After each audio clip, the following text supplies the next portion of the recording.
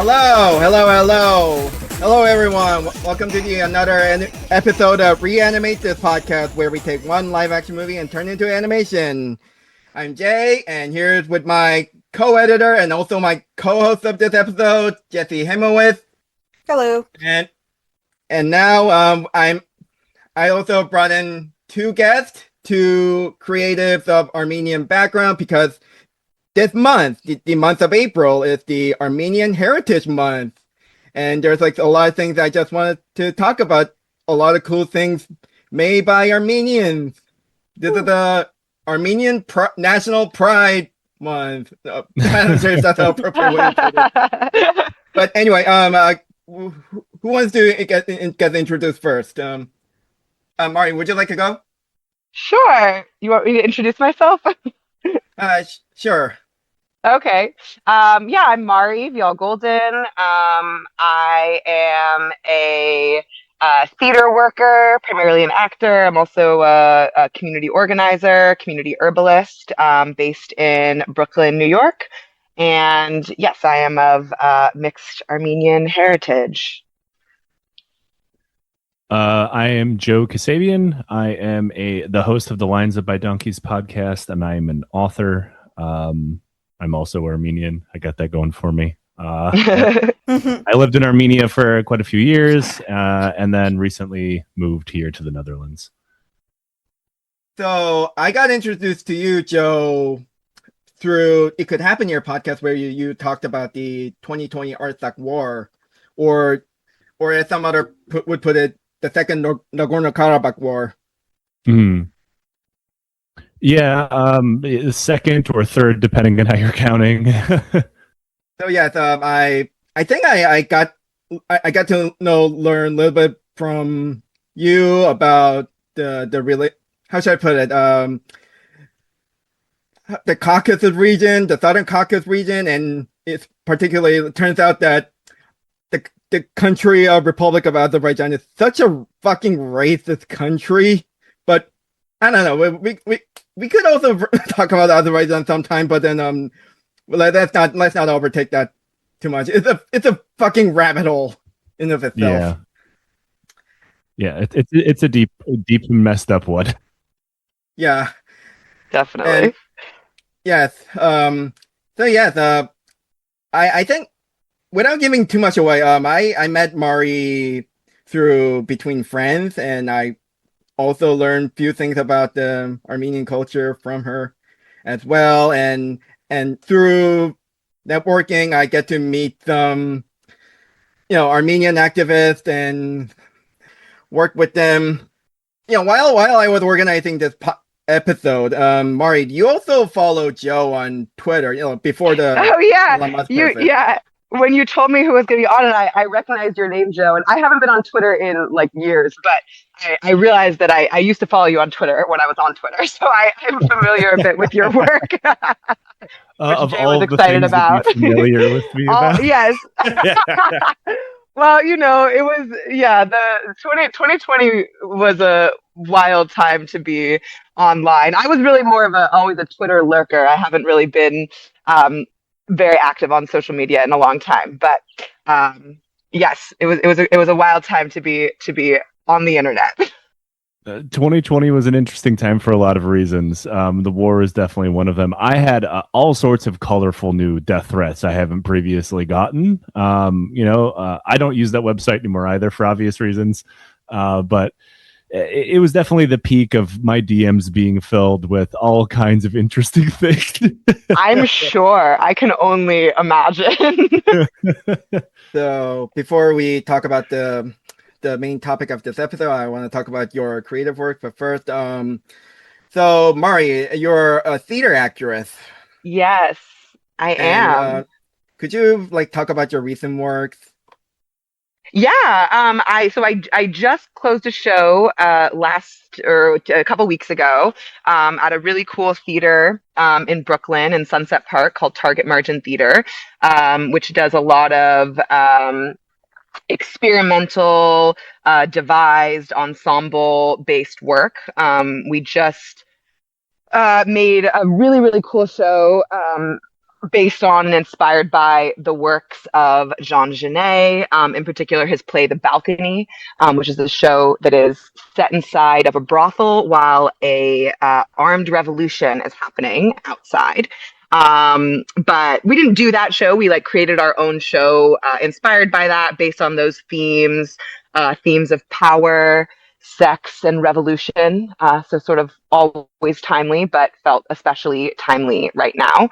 And that's a lot of the work that I do is in that world of more experimental theater, but I also do a lot of just new works, working on plays that have just been written, maybe getting their world premiere, or just in development.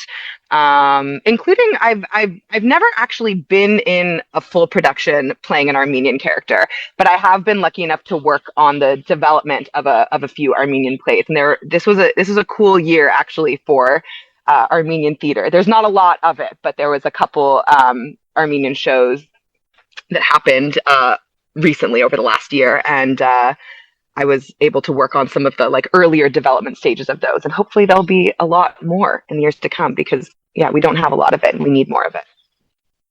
I really wish I was there, even though you said that it's not a direct it's not a direct production of Zhang Jinei's The Balcony. Yeah.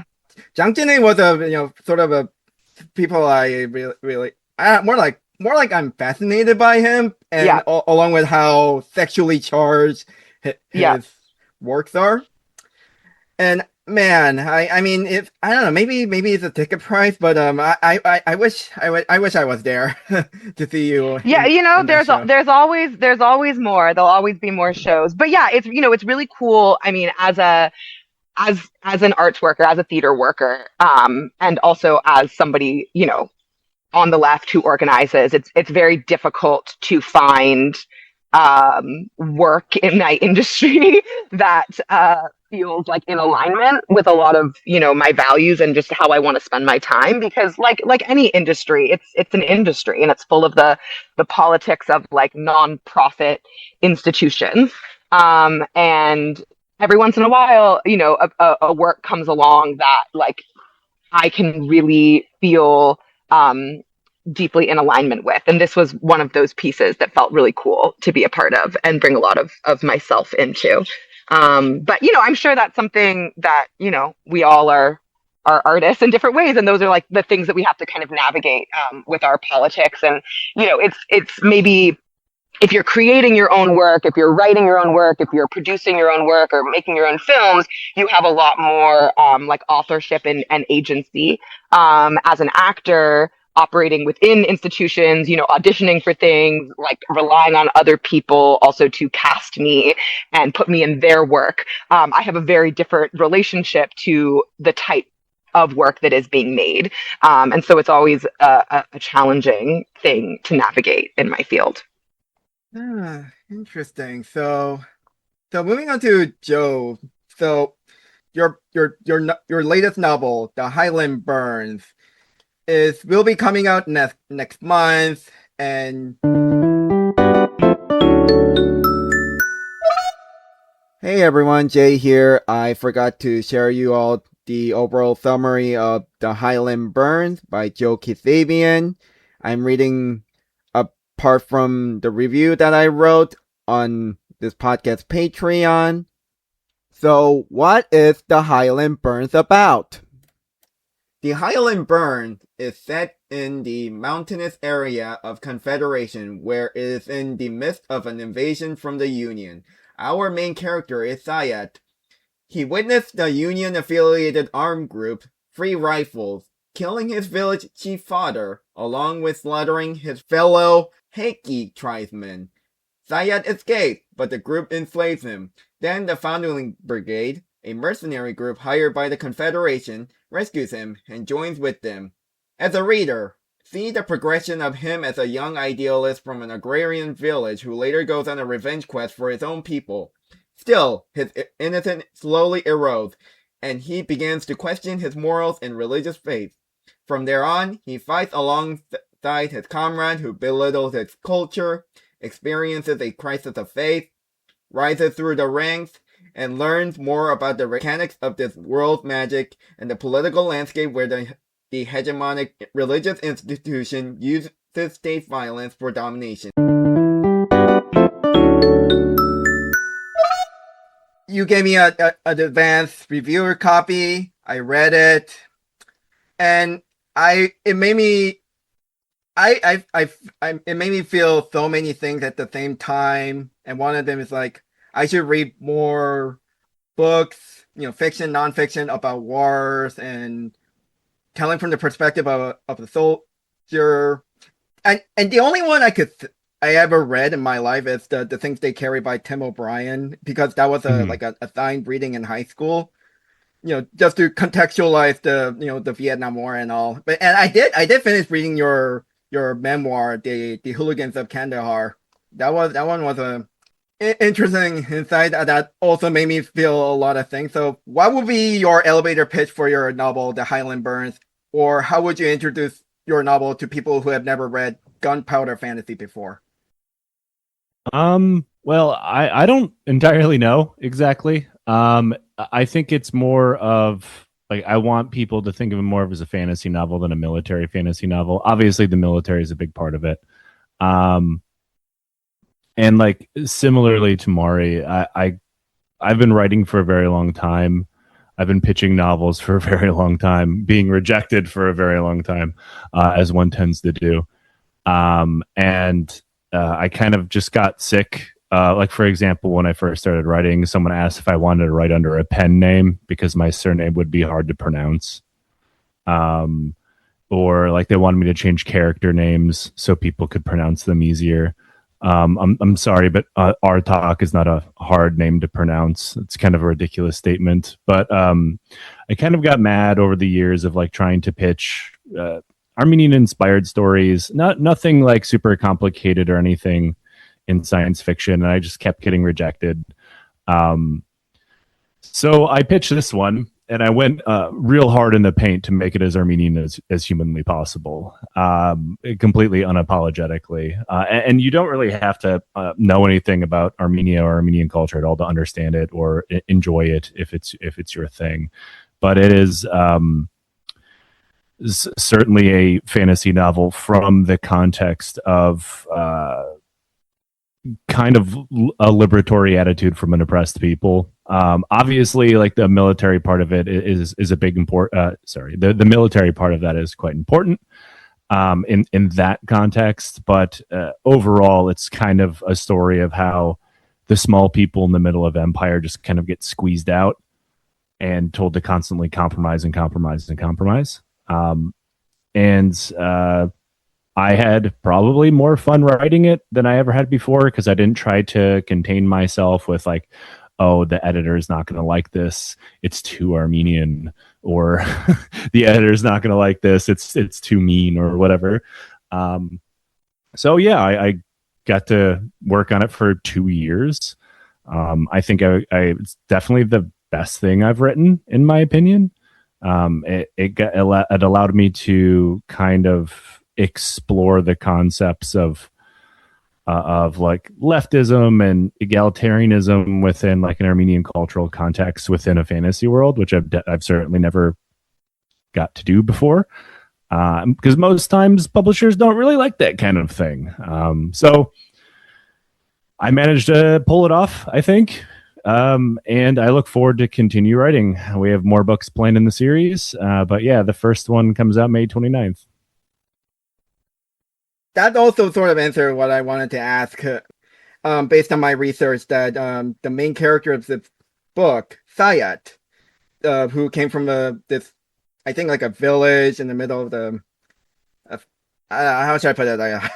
Well, obviously Highland, and then it got destroyed, and he was sold into slavery until I think like a brigade comes in and rescued him, and he joined the brigade. And right before he joined in, the one thing that he did was shoot the person that enslaved him. And based on my research, you based the main character Sayat from the real life figure Sogohon Kalurian, the man who shot Talat Pasha. I think that's his name.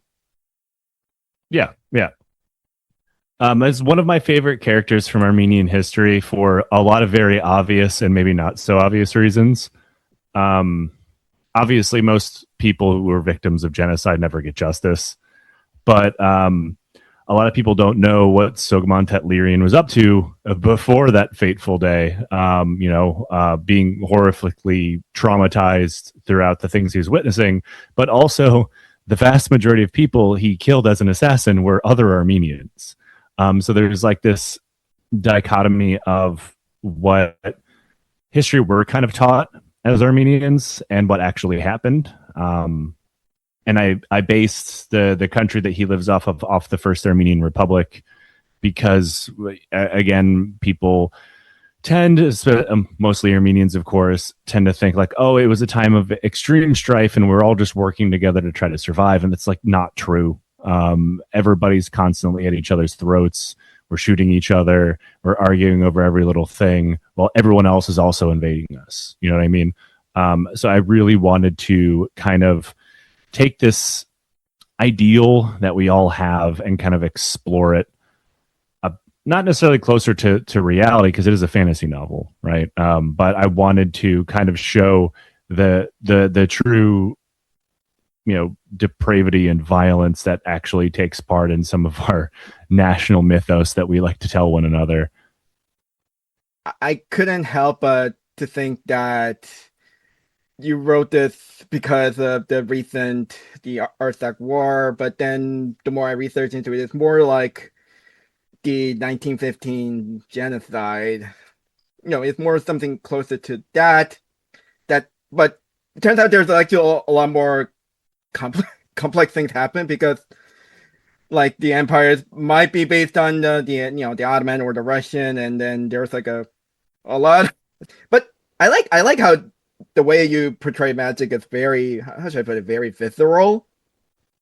And there's even some elements of body horror, but that's my comment. And also another comment before I ask the very final question and the question that would probably bridge between that and the topic of today. So Sogman Tetlirian, shooting Talep Hashad, that the moment that he's about to shoot Talep Hashad and killed him on the spot, that was the moment I wish I could just time travel there and shout, "Get his ass!" I know, being it in German, yeah. I would get his ass either in German or in English. There's a very cool statue. It's one of those things. It's one of those moments that, the assassination moment, like. Well, what makes you feel better? If you would yell "get his ass" in English at Sogman Tetlirian, he would understand you. Yeah. I mean, this whole thing was planned in Massachusetts. Here's a right. Here's the biggest elephant in the room that I would like to address. I like how the main character Sayat shares a similar name with the poet of Sergei Parajanov movie, Sayat-Nova. Was that intentional, or what was your thought process of coming up with that name? Oh yeah, it was 100% intentional. Obviously, the color of pomegranates, Sayat-Nova and Sergei Parajanov are like the most known international things about Armenian culture, not named System of a Down or Kim Kardashian. So I don't know what else I could go with. I also just really like the name. Even though I understand as Sayat-Nova is not the man's actual name. Sayat roughly translates, depending on who you believe, to like king or like lord. And it's a Persian or possibly Russian word. No one's ever really been able to agree on it. But I've always just really liked the name.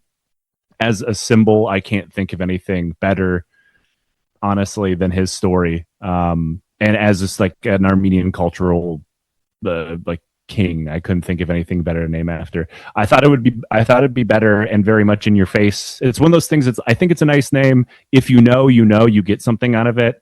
One of the things I did an interview not that long ago with the Armenian Weekly, and I said the other day we were all watching The Pit, and one character said 3 words of Armenian. This is Nasli Tumarian, new intern. այրեն խոսում եք? խոսելու համար բավականին գիտեմ. Okay, everybody, let's huddle up. All pointed at the screen. We're like, "Fuck yeah!" But like, we got something out of those things because that's just the way we are as people, and that's what I wanted people to be able to do with all these little things I put in the book. Like, if you don't know who Sayat-Nova is, you don't lose anything. If you don't know Western Armenian, you don't. Like, you're not going to figure out that the words that I'm using, you're not going to know them. That's fine. Then it's just like a different foreign language. Who gives a shit? But like, I wanted to leave little things in there that if you know, you know, and it's kind of like an Easter egg, if you will. So we can all of us Armenians can get weirdly excited, like we tend to do. Yeah, it's always cool when fantasy can put in culture into its own lore. Yeah, I think that makes the best fantasy worlds, quite honestly. I grew up reading fantasy. I still love fantasy. I have a lot of critiques of it as a genre, obviously, especially like most of it just boils down to, oh, this is a book about England again. And that gets kind of exhausting after a while. Yeah, the Game of Thronesification of of literature. So yeah, when I was reviewing this, I almost said Caucasian Middle Earth, but then I realized that's kind of somewhat a bit offensive. I feel like that just no, I should read more fantasy novel other than like Tolkien stuff. I mean, I grew up reading Tolkien's what got me into fantasy. It's not our fault that they stole the word Caucasian and just made it mean white people. Exactly. Yeah, but I never read any like fantasy material where you use like how should I put it, like a West Asian motif. Mm-hmm. Well, like the fantasy world based on like a West Asian world or Caucasian world. That's almost new to me, but still, I think I really wish if people really want to think more than Middle Earth stuff or Avatar: The Last Airbender, but I suggest you listeners to read Highlands Burn. Yeah, it's the first Armenian anime. Actually, Awesome. I'm thinking of bringing up Hayao Miyazaki soon, but we'll leave that to later if we have some time. But anyway, so let's transition to The Color of Pomegranates, a movie by Sergei Parajanov. El Martnim, Kinknu Hokin Tanjanke.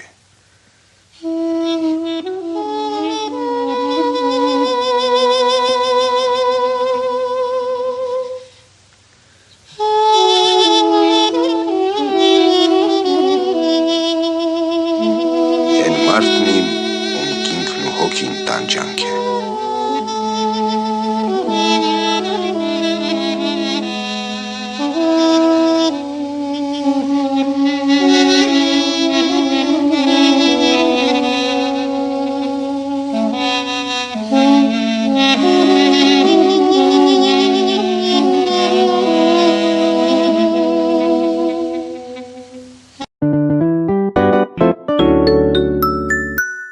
What is The Color of Pomegranates about? The Color of Pomegranates, directed by Sergei Parajanov, is a biography of the 18th century Armenian poet Haratun Sayatian, or better known as Sayat-Nova, but told in a series of static shots composed like living paintings, tableau vivants, and all of them are inspired by Armenian and Persian illuminated miniatures. It contained very little dialogue, and with voiceover narrations inspired from Sayat-Nova's poems rather than reading them directly from his text. It begins with Sayat-Nova's childhood in Tbilisi Kingdom of Kartli, when it was part of Safavid Iran. The young Sayat-Nova, played by Melkan Alexanyan, was educated by the monastery where the monk taught him many languages.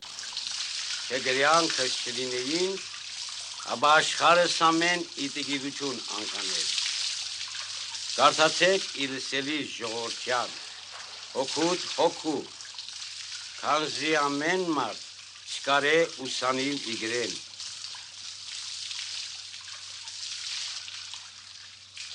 As an adult, now played by Sofiko Chiarelli in a cross-dressed role, became a bard for King Heraclius II.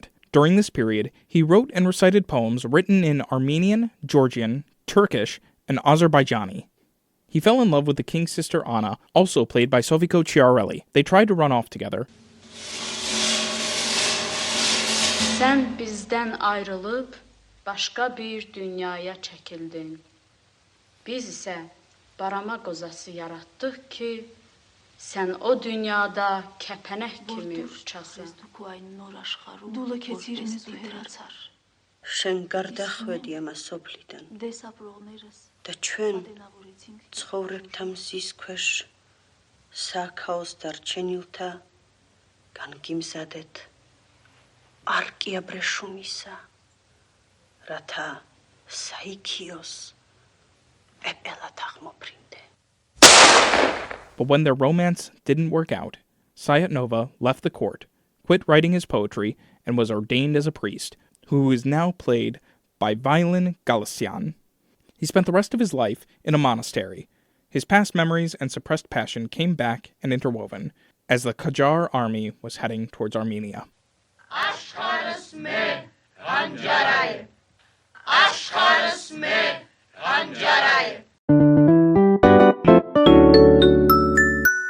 Even though he's a Soviet Armenian, this is actually his only movie that he made that are in Armenian.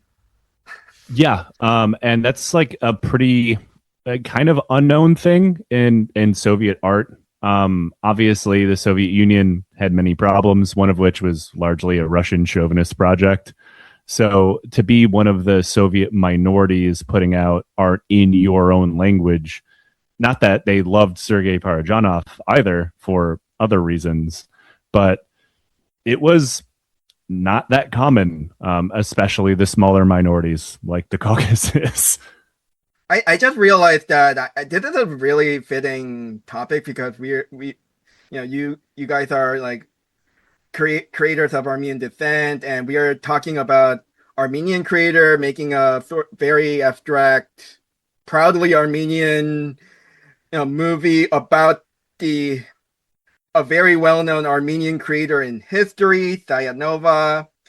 I really wanted to talk about this movie in this podcast. I brought this movie up last October, when we talked about the movie The Cell with Jennifer Lopez and Vince Vaughn, because the director of that movie, Tarsem Singh, is a fan of Sergei Parajanov, and The Cell is the best I could describe it as if Sergei Parajanov directed Silence of the Lamb.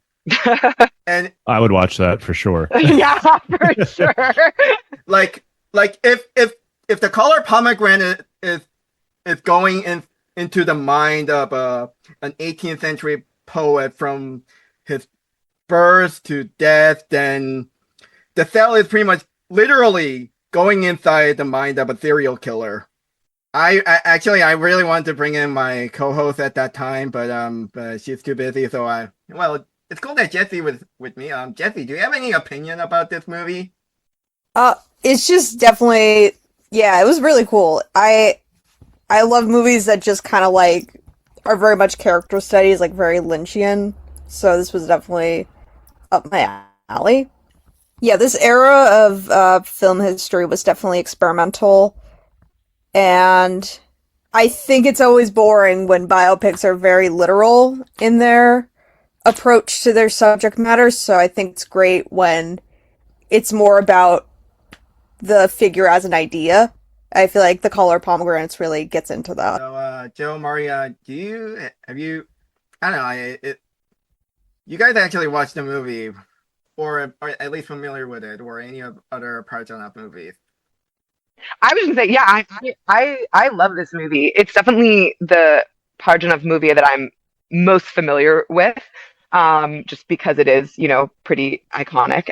As are just obviously the symbol of pomegranates, which we can get into more.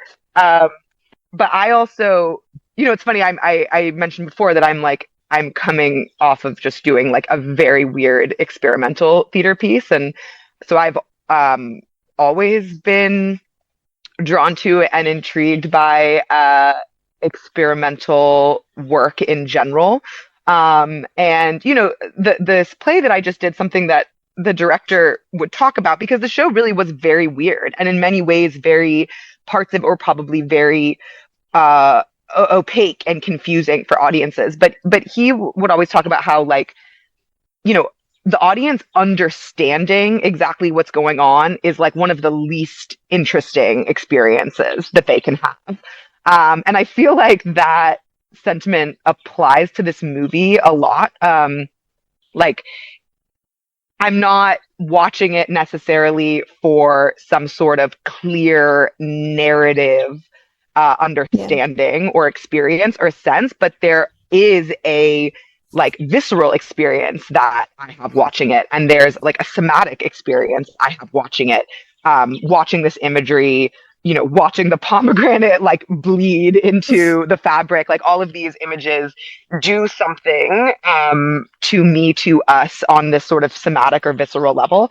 And that is, to me, just one of the most interesting things about it. I mean, we can get into obviously like what it's about and a more intellectual understanding of the meaning, but I think there's a lot to be said for also just like the experience of sitting through this film, and really any of his films.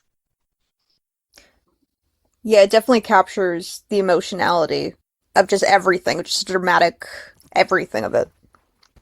I feel comfortable saying I'm the least film person here, by far, and like I watch this film, like Mari said, it's definitely his most well-known thing. It's the most well-known film to ever come out of Armenia, and I think saying you experience it is a good way of putting it, because there is no narrative here, not really. It's probably his least narrative film, but most of his films also don't have much of a narrative. But I kind of took each scene as how they looked, which was like looking at a painting almost.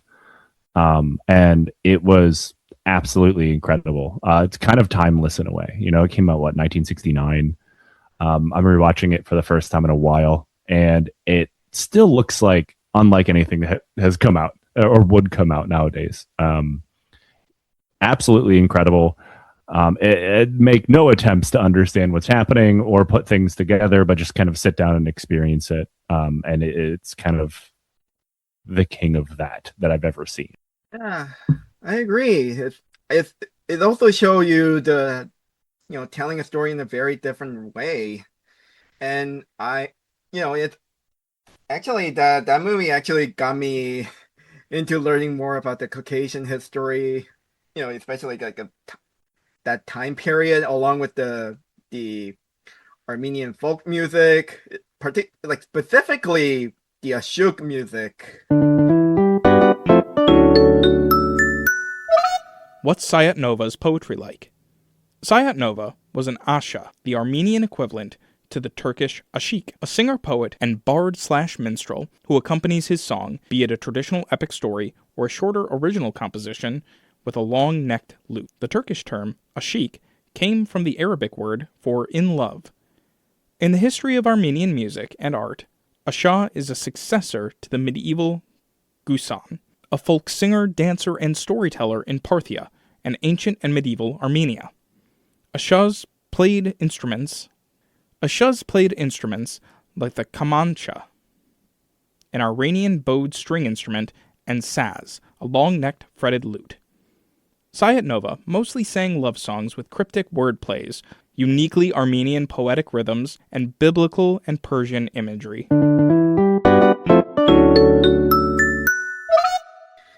And Armenian music is very diverse. I will get that out of the way. And I listened to some ashugh musicians, the modern, I don't know, not modern, more like a contemporary musicians covering Sayat-Nova's actual poem or song. I listened to recordings of it. I would say that I don't know. I don't know, when you go to like your grandparents' place and they always put on this very old music, and that it just kind of like have that feel, but you also now listening to it as an adult, I feel like I really get why people really like cling on to that music. I'm not sure if you ever listened to like the ashugh music, or even like a Turkish ashik music. Oh yeah, either on the street or you kind of can't get away from it if you're in Armenia, honestly. Yeah, so do we want to get into more the director and his whole Caucasus trilogy and how that affects Pomegranates? Sure. So you said that this is like his least, narratively cohesive movie. I actually agree with that. I ended up watching like the rest of his movie. I would say like there's like a two era of Sergei Parajanov, film career. Like I would put it like pre Ivan's childhood and post Ivan's childhood, because perhaps the biggest turning point in his directing career was watching Andrei Tarkovsky's Ivan's Childhood.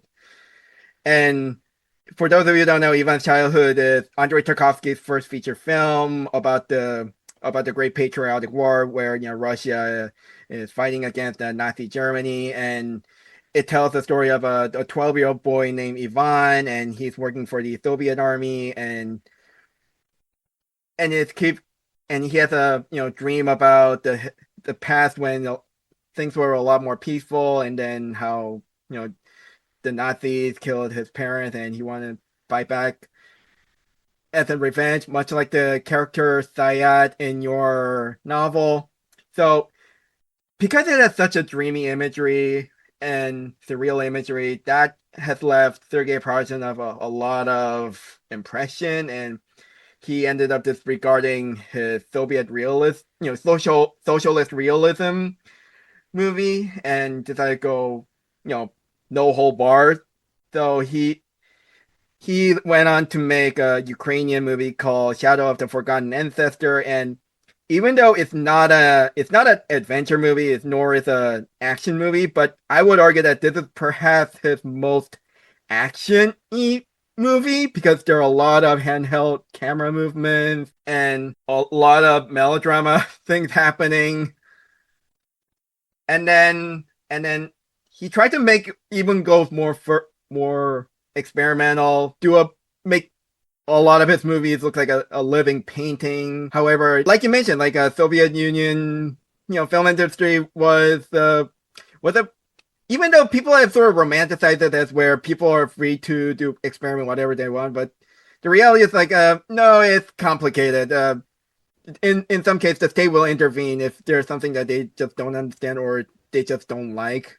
In this case, he's trying to make a movie called like Kiev Frescoes. However, it was too abstract that the Soviet state decided to shut it down, and he ended up moving to Armenia, and that's where he made The Color of Pomegranate. However, he also ended up facing censorship there because he lived in Ukraine for so long and got to know with the Ukrainian nationalists, and that also put him in a lot of like bigger political troubles. So the Soviet state decided to use his bisexuality as I try to put it up. Use that as an excuse to charge him against like a sexual assault or something. He like they claim that he sexually assaulted one of the party members, and that put him in the gulag for like more than a decade, and it took like an international pressure to get him out. And afterward, he decided to make a movie again in his home country of Georgia with an actor. Hold on, his name is Dodo Abashi. So he and Dodo Abasis made this movie, The Legend of Thurin Fortress.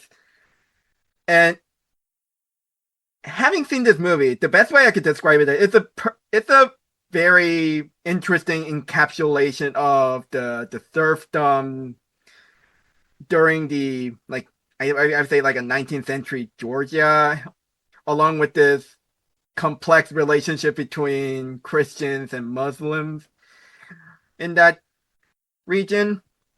And then he and Dodo Abbas, Sergei Parajanov and Dodo Abbas made another movie, and this ended up becoming his last, called Ashugh. It is based on a very well-known like Azerbaijani folktale, and it was recorded by Mikhail Lernotov, which is about an ashugh really wanting to prove his love for a daughter of a wealthy man, and then he goes on a journey for 1,000 days, performing. And however, back in his home, everyone thought that he's dead and such.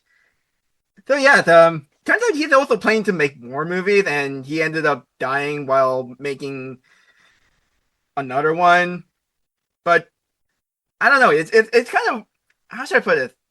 I mean, it's not exactly sad. I mean, what I mean by sad is that his last movie ended up being an Azerbaijani language about the Azerbaijani culture, and then that was like a few years before the Soviet dissolution that has led to the first Artsakh War. Of course, there are like several pogroms, anti-Armenian pogroms in Azerbaijan.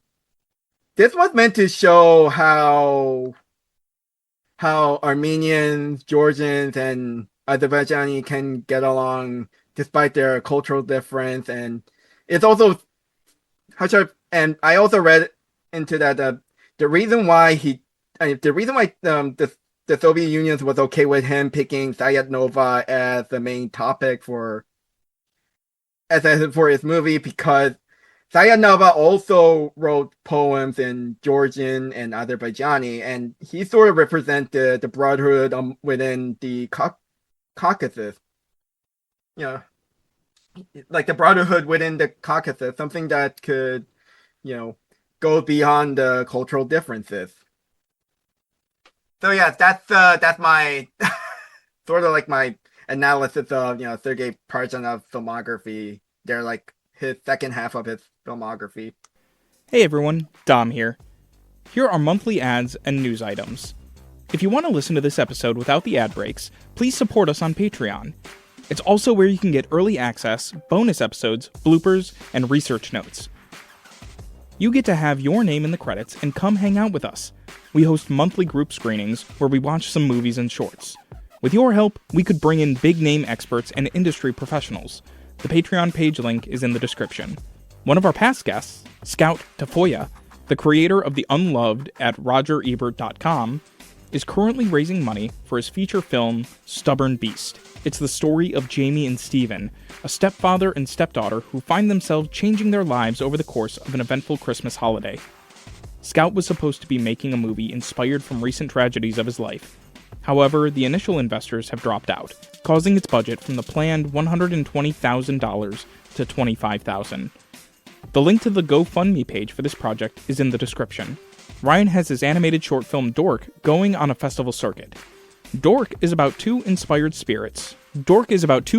spirits meeting on a subway platform. Although a chance encounter, their future is spelled across time and space. It will be part of the Coney Island Film Festival's Program 7, where they showcase music videos and experimental shorts on May the 2nd. The link for the Coney Island Film Festival's ticket is in the description. Ryan also has two other short films, Family Obscura and LQ, Lover's Quarrel, going on the festival circuit. So look forward to those as well. Jay has a new animation short that will be part of Hellivision Television's Cuntavision 2.0, Fix Your Hearts or Die, and his segment will be part of the New York City screening at Life World in Brooklyn on May the 1st. Jay's entry is a sequel to his segment in the first Cuntavision, which was about socialite cum assassin Charlie Uniform, voiced by Shakira Dunn in one of her multiple roles, dances a November tango with a goddess Bellona by going on a revenge quest for her boyfriend's death. The sequel will pick up where the first one has left off, with characters from Charlie's past returning and becoming her companions in her new adventure. Although Jay's segment is only available in the Brooklyn screening, you could check out other animators' works featured in the anthology that will screen in various cities around the world. The information is in the description. That's impressive, Jay. You really went through it all. I'm impressed. Yeah, I don't really can add to that. That's like, yeah. I think it's interesting. I just like this last thing that you sort of started talking about, this like you know, the role of Sayat-Nova as this sort of I don't know, this or the way like as a figure he's seen as kind of this bridge between these cultures. And it's just interesting how like this movie obviously is like so important to Armenians and like has such cultural significance, but yeah, it is also exploring these three different cultures and languages and people. And the more I've sort of have looked into that, I do find that really fascinating. Obviously, especially given the dynamics of the last several decades. It is interesting that like that part of why this film was able to be made is because it's like it's like bridge building. It's this exploration of all of the relationship between these cultures, and yet it has this really significant like nationalist role too for Armenians. I don't know what other people kind of think about that, but there's an interesting tension there. Yeah. I mean, that's one of the reasons why the Soviets originally censored it. They believed that this film was nationalistic, which is strange. Honestly, obviously, there's a lot of Armenian imagery in it, goes without saying. But there's three languages spoken in the film: Armenian, Georgian, and Turkish. I cannot imagine like in this day and age or any other Armenian nationalists artists, anything you want to consider them, that would ever put the Georgian and Turkish language in their film. Never. I think the main hitching point for the Soviet authorities that there was no Russian language in the film, right. And all the Christian iconography, which obviously the Soviet Union doesn't like very much. And it's also one thing that I really liked about it. One thing that you don't really see in any real piece of modern Armenian art.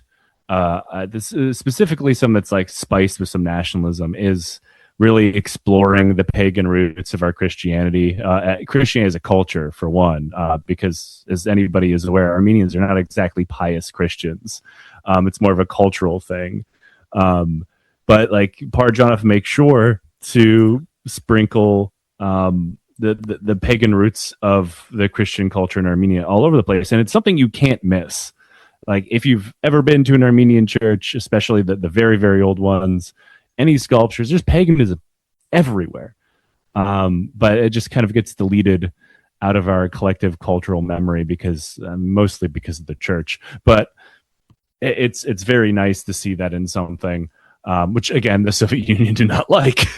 Like he was censored for virtually everything from start to finish. Like they made him change the name of the film, right? Because they decided it wasn't enough about Sayat-Nova. And then, of course, the other kind of very significant theme that we haven't really talked about, except in the context of Parajanov's own identity, is like the very obvious queerness of the film too. The fact that you have this, one actor playing all these different roles across gender lines, knowing Parajanov's own, sexuality, and the way that also connects to. It connects to also this sort of like multi-ethnic world that's being created in the film too, because there is no binary. There is this blurring of lines both between like gender and sexuality and also cultures of the region, and that what doesn't fit like super conveniently into like a Soviet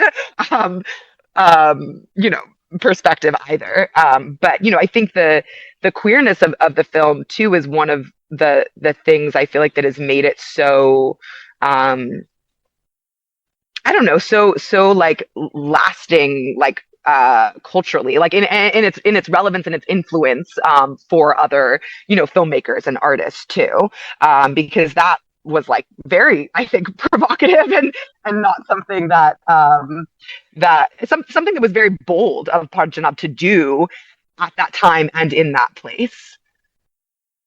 Oh yeah, that's something that struck me as well, as like all of the objections that I saw from this film from Soviet authorities. None of it had to do with his very clear centering of like the male form in many scenes. I mean, the lead actress plays both men and women's roles, who's also Georgian, which is kind of funny for a so-called nationalist film. But exactly. And I think if I was to guess, Parajanov is smart enough to like lean into the Soviet idea of like the ripped male body of the worker being something that can be centered. So you see men in very front and center roles, half naked, but they're doing labor, so it's okay. Yes, and also in Ashikari, most actors are Georgians as well. Even though it's like an Azerbaijani language movie about the Azeri culture, but majority of them are like ethnic Georgians. And it was produced by the Georgia Film. I believe that's like a state production company. Yeah, name. it's just like was it High Films or Armin Filmer? I think they call it High Films. The Armen film is the Armenian counterpart, and it makes sense because Parajanov was born in Georgia, like which isn't totally. that unheard of? I mean, especially in the early 20s, an Armenian being born in what is today Tbilisi is very, very common. Yeah. I mean, like the kind of simplest way of also looking at it is just like he was also just making work about the cultures that he was a part of, like without even projecting any more symbolism onto it. Like he was an Armenian living in Georgia, like in like the Soviet era. These are all the languages and the cultures that he's surrounded by, and those are reflected in the films that he's making. And so was Sayat-Nova. Sayat-Nova was, born in Georgia and even worked for the Georgian king. Totally, that's such a good point. The second. I believe he fell in love with his daughter, which is why he got in trouble. Oops. Yes. Actually, his Heracles the second sister. Anna. That's right. That's even great. And that was also depicted in the movie. Yep. That was Anna, both Sayat-Nova as a young man and Anna, Princess Anna, are played by Sofika Chureli, the Georgian actress. And it's not, unheard of. I mean, especially during his time period, during Parajanov's time period, Georgia and Tbilisi was kind of like the melting pot of the Caucasus. And it was that way all the way up until the fall of all of our collective first republics for the most part. I mean, that was the place where not only royalty was, but the clergy, even though Ichmiadzin existed, like most of their most important people would still go to Tiflis, or what is now known as Tbilisi. It was like the gem of the Caucasus. It's kind of like if you were someone in the Caucasus, you went to Tbilisi. If you were someone in Europe, you probably went to Paris. You know what I mean? So it completely makes sense that he would absorb all of these things. If you go to Tbilisi today, you see the same thing. It's the only place I've ever been where I've seen Georgians, Armenians, and Azeris all at the same cafe. That doesn't happen anywhere else. I mean, legally, it can't happen in some countries. That's wild. Totally. Yeah, and this was also back. I mean, during the Sayat-Nova and researching this movie made me learn some parts about the history of Iran as well. So, like, and their relation with the Caucasian countries. And I didn't know that Georgia back then, which was called the Kingdom of Kartli Kakheti, and that was like a reunion between like two countries, and Heraclius II was the king of one of those kingdom. Yeah, for a while, Armenia was part of it as well. Like we both claim the same dynasty as being our own. It's something that Armenians and Georgians still argue about. Yeah, the Erivan Kanate. That's what the Iranians or Persians would call that region. Yep. And that's why we have a gigantic blue mosque in the middle of Yerevan today. It's beautiful. Thank you, Iran. Yes. And then I did some research that allegedly Sayat-Nova died by beheading because he was a Christian, and the Qajar army, the new regime in Iran, wanted to convert him to Muslim. However, he didn't want to, and he cut him off. And I also learned that this man, the the guy who invaded Armenia. You're gonna have to be way more specific on that one, unfortunately. Okay, I'm not, Joe. I'm not sure if you know about the. I'm not sure how much you know about the West Asian part of the military history or not. It's not my field of study, but I am Western Armenian, so I unfortunately am very familiar with the region. So I just wanted to finish what I'm trying to say.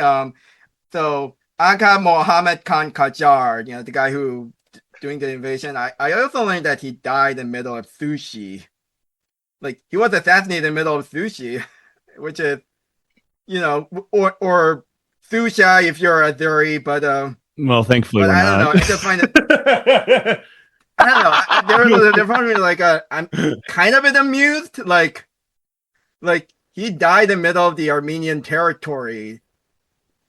Oh well, that happens sometimes. It does. It happens sometimes. Yeah. Yeah, and during the research, I also find that Artsakh was known for having a lot of like Armenian warriors, like super tough. Tough Armenian. Up until the modern era, Artsakh was a very rough place. Well, I mean, it's still quite a rough place to live, but now nobody lives there. But it incredibly rugged, very rough place to live. Thin air, rough weather, mountains everywhere, very remote. Mari, I don't know how many Artsakhs you've hung around with, but you talk to one person from one village and one person from another, they speak like completely different dialects. How remote they all are. It's a very remote place. I met one. I'm not sure if she identifies as Artsakh, but she did serve in the first Artsakh War. Wow. I will bring her up later. So yes. When you think, I also, people have said that the Color of Pomegranate feels like a 2D animation, and the best response I could give to that, he based a lot of composition and how should I put it, visual styles on miniature painting, Armenian miniature paintings and Persian miniature paintings, and I did a lot of deep dive research into both of them, and I would say yes, they are very different. I will admit. However, they do have a similar format. Like you have a text somewhere. It's like a comic book.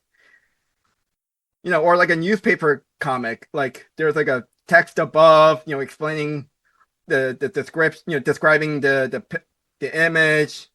And then, and I also learned that the Armenian miniature paintings are produced. They're all actually, especially like the older ones, they're produced in Jerusalem, and it may not be surprising considering the long history of Armenians in Jerusalem. Being the first Christian nation, then they probably took a pilgrimage there and then started, built their church along with even painted the religious. Iconography and art. The history of Armenians in Jerusalem is very weird. They actually got there before the First Crusade did, and the Crusaders themselves kind of saw them as heretics because they weren't Catholic. They've been there a very long time. Right. Yeah. Since the 4th century, I think, is when you're said the Armenians in Jerusalem date back to the 4th century. But the history of taking pilgrimages there is really common. This is somewhat of a digression story that I won't go too deep into. But my family discovered a book written by one of our family members that sort of tells the whole family history and escape during the genocide and stuff. But it goes back far enough generations that a lot of the men all had the title of Hajj, which was because they had made the pilgrimage from Western Armenia to Jerusalem, and if they made that pilgrimage and went through all of the proper steps of it, then it got this title called Hajj.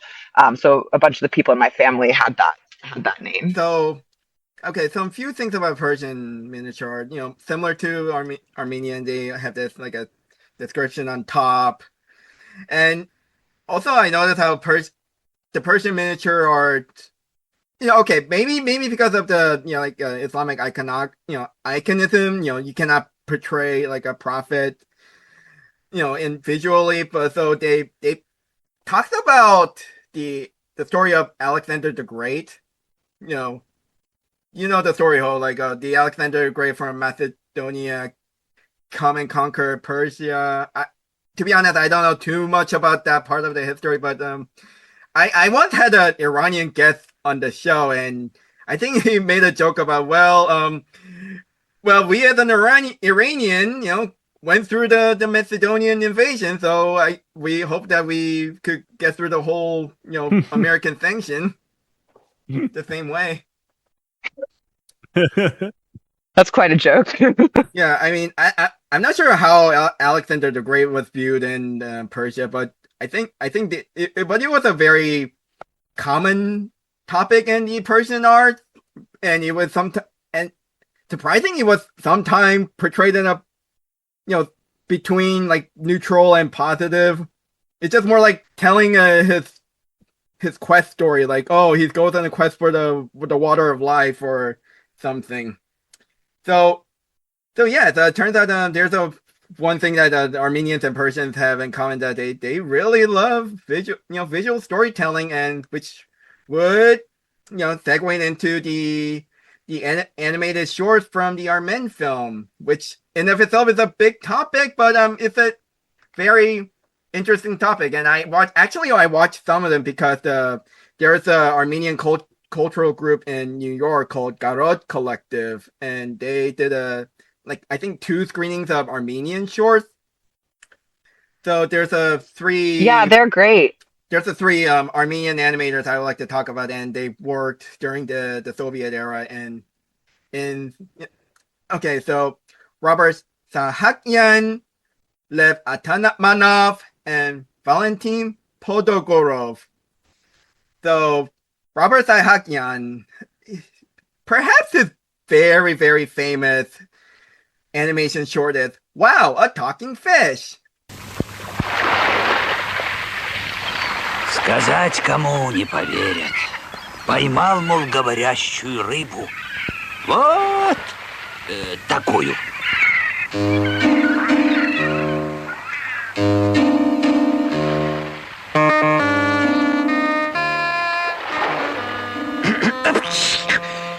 Послушай, добрый человек, отпусти меня домой в море. Ух ты, говорящая рыба.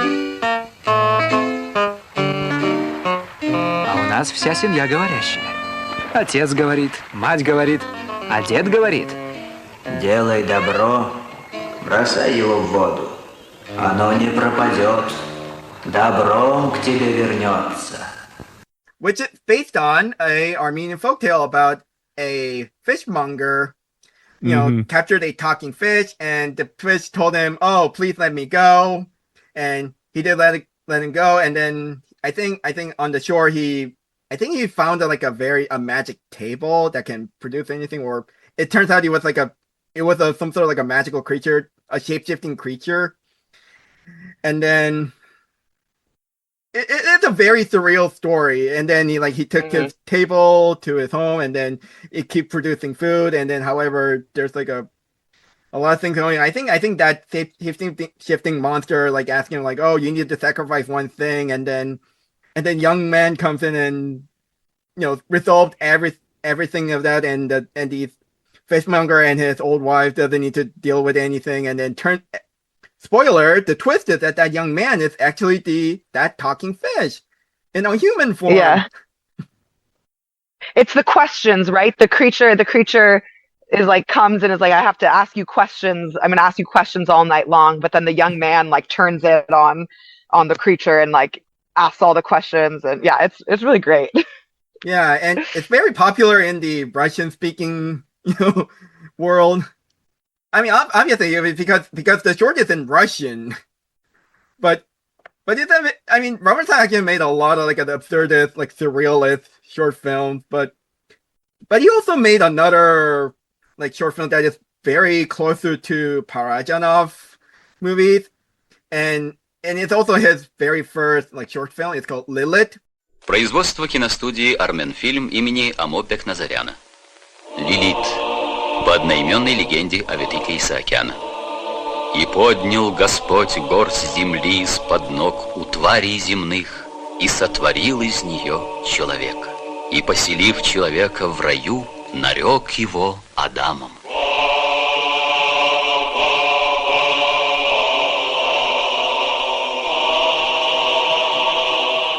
Which is a retelling of the Garden of Eden story, but the one with the Lilith involved, the Adam's first wife before Eve coming along.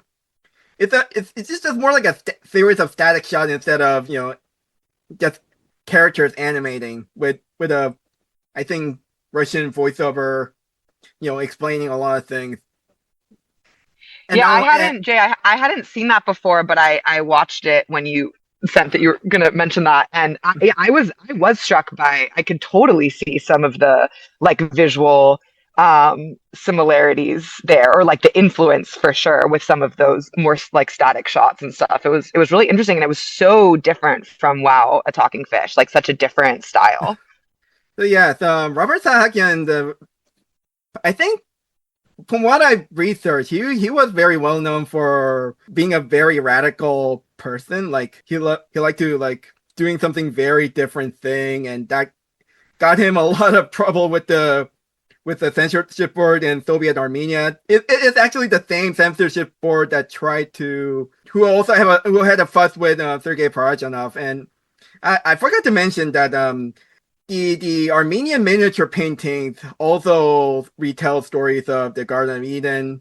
There are a lot of like Eden themed stories, and I'm not sure. I based on my research, I feel like the Armenian Christianity has things with Lilith, which is a very, I don't know, more like a propical figure in the Bible, and or at least never mentioned in the Bible, but then it often shows up in like an Abrahamic stories. So I'm a lot of the more like Christian symbolism is just not something that I'm like super familiar with. But isn't Lilith is meant to be Adam's like first wife, right? Yes. Yeah, it's one of those things that doesn't really have any basis in at least the Old Testament, but it kind of just became like a legend, and it kind of became absorbed in Abrahamic mythology, for lack of a better word. Another like Armenian animator I would like to mention. There are a lot of well-known Armenian animators even to this day, but another person, Valentin Podogorov, and he's a Ukrainian Armenian.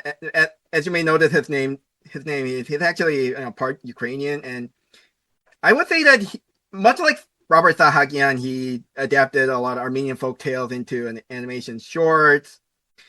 And I would say that, how should I put it, pacing wise, it feels very closer to Parajanov, and even visual wise as well. But he did this short called Lure the Lure, which is about a Kurdish shepherd fell in love with a wealthy Armenian girl. However, her father doesn't want him to marry, so he decides that Armenian girl's father decided to test the Kurdish shepherds, like a test, like, oh, if you could bring your goats into the mountain, I will let you marry my daughter. But however, he rigged the test. All of his goat herds are gone, and so the shepherd got devastated, and he fell off the cliff. And then so is the daughter, and then they both of them turned into a leaf, falling onto the ground. And also the legend of Lake Parvana. Actually, that's actually my personal favorite of his. It's a folktale based around the Lake Parvana in Georgia, I think. And as I can remember, there are like suitors all around the world wanting to marry this Armenian princess. However, the Armenian princess don't particularly, she doesn't know who to pick, and there's one guy who willing to go on a quest for the princess. However, I think he didn't came back, and that made her really sad, and she cries until she turns into stone, and then her tears turns into a lake. So it's a very another like this heartbreaking story, involving Armenian in Georgia. Much like the Color of Pomegranates. I also think that the legend of Lake Parvana, like some of the images that come from that film, similar to Color of Pomegranate, are like very iconic images. Do you guys know what I mean? Like they're images that have sort of lasting. I think people even who haven't seen either of those films probably might recognize some of like the still shots, especially like in Parvana of her standing there. Just some of that animation I just feel like is very very iconic and has kind of trickled its way into like a lot of yeah, obviously the influences in film are huge for both of those and in animation. But they're like I can just picture like some of that animation from Parvana right now. I haven't seen it in a really long time, and I think a lot of people recognize some of that imagery. Yes, Potogorov is also a painter during the rest of his life, and I really wish he should have been a bit more well known, much like Arsala Gorsky, right? The Armenian American painter. Yeah. He seems like he's he doesn't even have a Wikipedia page, and that's kind of shocks me. So, and lastly, Lev Atamanov. He was a Russian, Armenian animator born in Russia, and as you may know, his name is heavily Russified, but I think his Armenian name is like Levan Atamanyan or something. So he was I think he's still clinging onto his Armenian roots, so much so that he went to Armenia and established the Armen Film Animation, the animation division of Armen Film. And that's that brought us Robert Sahakian and among others, and Armenia became like an animation powerhouse in Caucasus. So perhaps his very very well known work is his feature length adaptation of Hans Christian Andersen's The Snow Queen.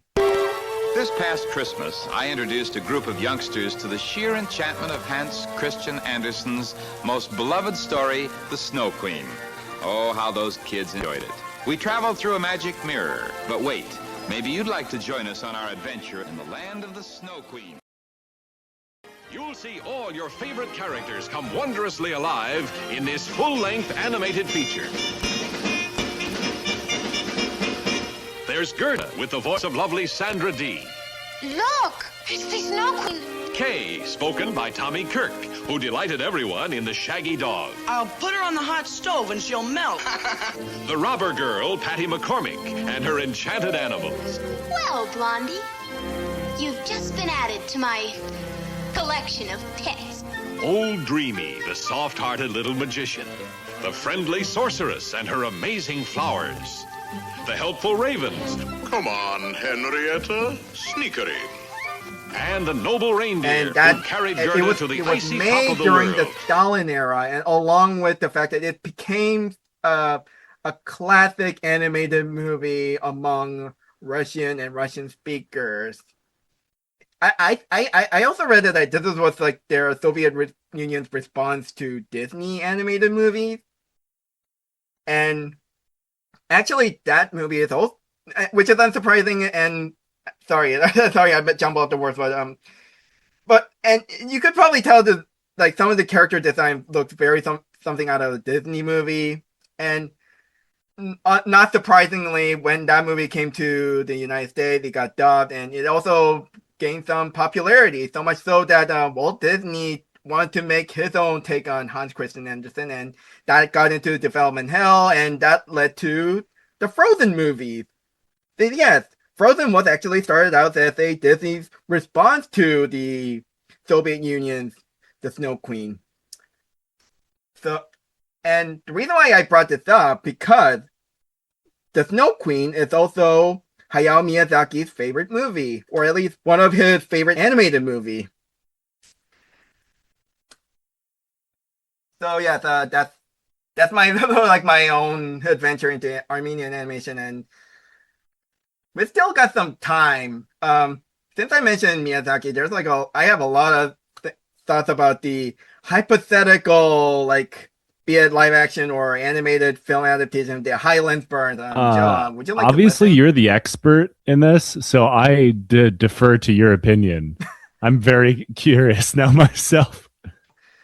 So while I was reading the book, I actually, while reading this, I listened to the soundtrack of Princess Mononoke, and I was, how should I put it? It kept me engaged throughout because it just fits so well. And if someone ever make a very straightforward animated film adaptation of the Highlands Burn, it would probably look something more like Princess so my Mononoke. joke about it being the first Armenian anime was actually correct. Nailed it. Yeah, that's amazing. Now yeah, that's why I told you to hold on to that. That's pretty great. So yeah, I'm incredible. Sure. So now, Joe, I have to read your book, and I'm going to read it just like Jay suggested with the Mononoke I fully soundtrack. support this, and I will send you an advanced copy after the episode. Please. I do think it's funny because going off of how Armenians, how we like to claim things, this means technically Spirited Away is Armenian art because he was inspired by Armenian. We're claiming it. I think so.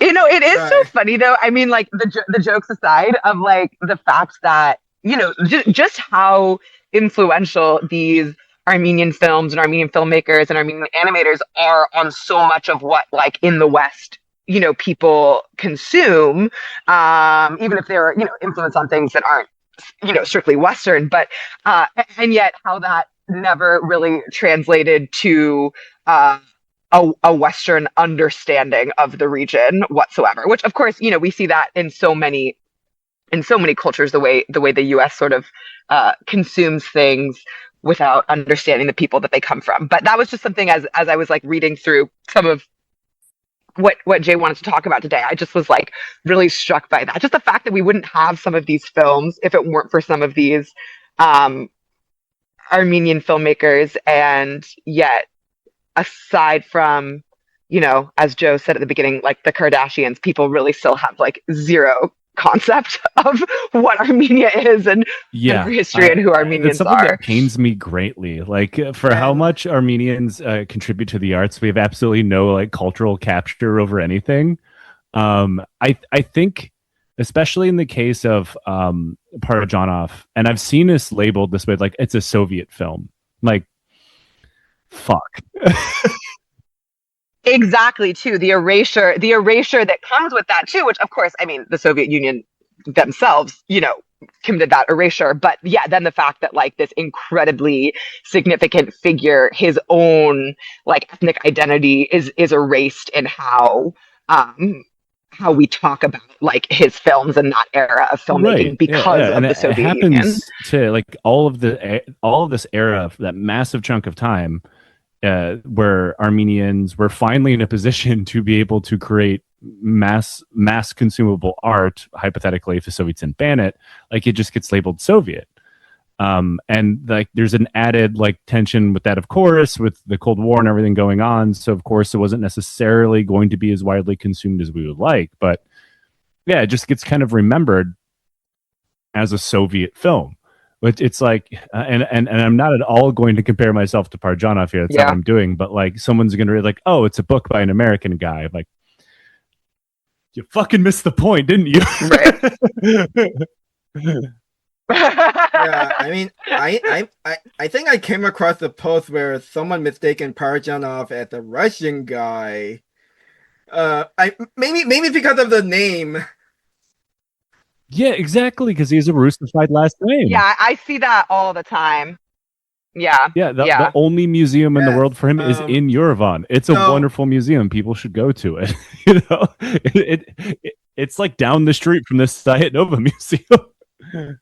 if you're familiar with Hans Christian Andersen's The Snow Queen or seen Lev Antonov movies, you sort of notice how Miyazaki's movies are pretty much, in some way, a sort of retelling of The Snow Queen. And that's my hot take. Like, if you've seen The Snow Queen, you won't look at Hayao Miyazaki movie the same way ever again. Like, you mentioned Spirited Away. I would argue that's a sort of his take on The Snow Queen. Like, the girl trying to rescue someone that she dearly loved. Yeah, from, we're claiming that the movie captive now. of this tyrannical woman. So I also wanted to, let's see. For whatever reason, I also pictured your character. The main character Sayat. I meant to reiterate the main character of Highlands Burn, Sayat. I sort of imagine him to be like Ashitaka from Princess Mononoke. I don't know, how do you picture him as, but I was like, I don't know. That kind of reminds me of Ashitaka for me. I mean, I'm 100% taking your opinion here as fact now. You've already sold me on creating the first Armenian anime, so I'm just leaning wanted to into make their it. own anime, and Pakistan, the people in Pakistan actually made their own anime. So I want to see, Armenian anime. Anime just I would love needs to dreams. Talent and dreams. Yes. Amazing. It's such a That's right. It's a very very deep story. Even funny because of last night I watched this movie Aurora Sunrise, which is an animated documentary about Aurora Mardiganian, and animated in Armenia, and Yeah. yes. Oh yeah, I saw that the Golden Apricot. I was reminded of the Grave of a Firefly, and how it's beautiful. you could use animation as a way to explore tragedy, and along with the human memory as well. But then turns out there's more. I don't know. Actually, a lot of layers within the movie Aurora Sunrise. And before that, I watched a documentary on the art about the recent Artsakh war, My Sweet Land. It's free on PBS, so I decided to give it a watch, and I can't help but think about your book, Joe. One of the things I wanted to try to convey is like, it's something that I try to convey both from living through that, being in Armenia when it happened, and also being Western Armenian myself. Like this thing that you can't necessarily describe, but this like grief that you can't fully explain, because you're grieving for something you don't necessarily know, but it's missing. Like that. And while I was in the process of outlining that book, I went through intense amount of grief myself for personal reasons. So I was really trying to put that all into the story of like this intense feeling of something's being torn away and you're never going to get it back. To be honest, without getting too deep, actually, how should I put it? It's perhaps one of the few fantasy books that challenged my worldview. Like, trying to imagine like me in a similar situation or similar. If like, I kept asking, what if I was like Sayat? Like, but what, or why I'm not like Sayat? I'm like, what's the reason that? Well, I think that's the point of Sayat's storyline, is that like even Sayat doesn't know what he should do if he's Sayat. I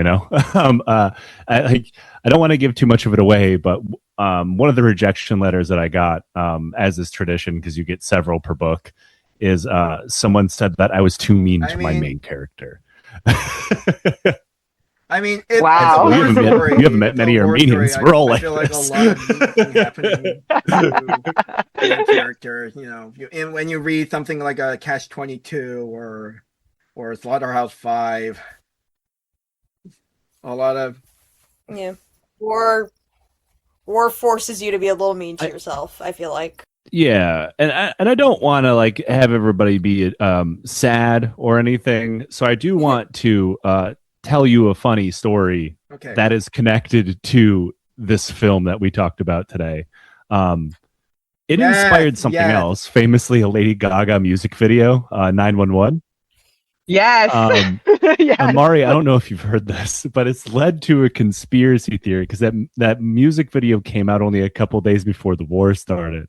So people started saying in Armenia that it was it foretold the war, and Lady Gaga was trying to warn us. Oh my gosh, that's I've a not heard that. Now that's a coincidence. Like, I mean, while reading this, I was like, "Huh, is it a coincidence that you named the character Sayat and you were coming onto the show talking about Sayat-Nova?" And it turns out, well, it's not a coincidence. You just intentionally named him as such. But nailed it. So. Yeah, it's a deep state, you know, deep state, that Erdogan was talking about, I guess. Right. Yep. We're fixing the Georgian elections. Man. We're influencing your podcast. I legit We're getting banned. We cannot be controlled. Will get banned, even though I'm Korean. I should be as a Korean. I'm immune from this. All of this. I'm not sure, Joe, if you know that Turkey really likes Korea. Weirdly, Armenia does too. We get a lot of Korean religious tourism to Armenia. Oh wow! I mean, okay. Korea just has that pull. Okay, Korea just has that pull. Long story short, Korea has a like deep. And they really love the Turkic world so much that they just kind of pretty much outright ignores Armenia. That's what I learned. On a state, you mean, like on a state level? Interesting. Yeah. South Korea had a deep connection with both Turkey and Azerbaijan for both cultural and economic reason. And on the I don't know, the only silver lining is that the Turkish country doesn't spread like denialism on unlike Pakistan, but however they just really don't brought it up as usual, but still, however, I also noticed that Armenians are getting interested in Korean culture, and I also learned that people are starting to learn more about the Armenian genocide in Korea as well. Yeah, it's something I learned in Armenia when I was living there. You know what? One thing that every Armenian knows about Korea: skincare. Yeah, that makes sense. Armenians love South Korean skin. There's a South Korean skincare store on Abovian Street in Yerevan with like rent that is the highest in the whole country, and it reigns supreme. They got that poll. They got that poll. So, but before I go, I'm just gonna give a shout out, a couple of shout outs to the Armenians that I've interacted both in real life and online. So I want to give a shout out to Armor Coalition, and Armor Coalition is the Armenian Organized Resistance. I made a video for them. Well, I edited a video where they confronted a German member of the parliament about the Arctic War, and I'm pretty sure Mari has seen it.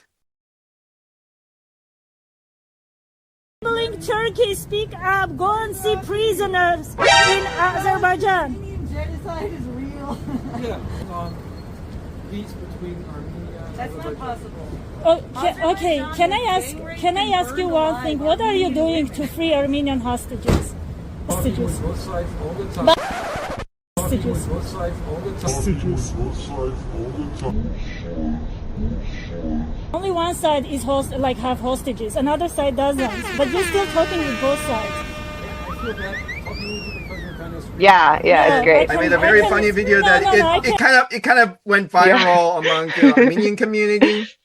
I also want to give a shout out to Gara Collective, who is also doing a show, or more like they're hosting a show, like an Armenian music show tonight.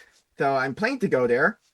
And I also want to give shout out to Arshak Makinyan, a political activist who couple of years ago, he was known as Russian Greta Thunberg because of his environmentalism. However, because he spoke out against the Russian invasion of Ukraine, Russia denaturalized him, and he ended up becoming stateless person in the middle of Germany, and now at least he finally got like a residence permit, and hopefully he probably get it. I really hope that he's safe because he gets harassed by a lot of like a Turkish trolls. But so yeah, and afterward he went out becoming like a anti-colonial activist, and now he's studying political science in Germany. And I also want to this Armenian animator based in Paris who followed me back on Instagram, Warren Manvelian. And finally, finally, I will give like 2 shout outs to people related to Artsakh, and one is a native Artsakh. I'm not sure you will call the Armenian from Artsakh. This kid, Vrey Kachaltrian. I'm sorry if I mispronounced his name. He was the main subject of this documentary, My Sweet Land, and I will post a link to the fundraiser for his education fund. And finally, I would like to give a shout out to Artsakh war veteran Anush Turtalunian. She's born in California, and she voluntarily joined the Artsakh army to fight against the Azeri army during the 90s. And now she's running a charity for the displaced Artsakh thieves. So, and I met her in person in one of the Garo Collective events. Thank you, Joe. Thank you, Mari. And thank you, Jeffy, for coming onto this episode. Thank you. Yeah. Joe, Okay. One last thing. Where is your book available? For now, it's available in digital pre-order on Amazon. It'll be available for pre-order on other platforms as it gets accepted onto them, because it takes a very long time. And paperbacks will be available soon as well. So you'll be able to get it wherever it is you get books. Sweet. Yes, and Mari, do you have anything to promote? No, not right now. I'm trying to think if there's anything. Nope, just closed the show and waiting to see what happens next. But thank you, Jay and Jesse and Joe. This was great. Yeah, thank you. This is a lot of fun. Yes. It was awesome meeting y'all. Yes. Thank you. Thank you, everyone. So have a nice day, and goodbye. You just listened to Reanimate This Podcast. The Color of Pomegranates is currently distributed by Janus Films. It is now part of the Criterion Collection and available on video on demand, streaming, Blu-ray, and DVD. Once again, please help the people of Artsakh. The opening theme music is Wanderlust, Celeste Mix by Celeste, and the ending theme music is Arizona Green Tea by Stuffy Doll. Please support their works on Bandcamp. The links are in the description.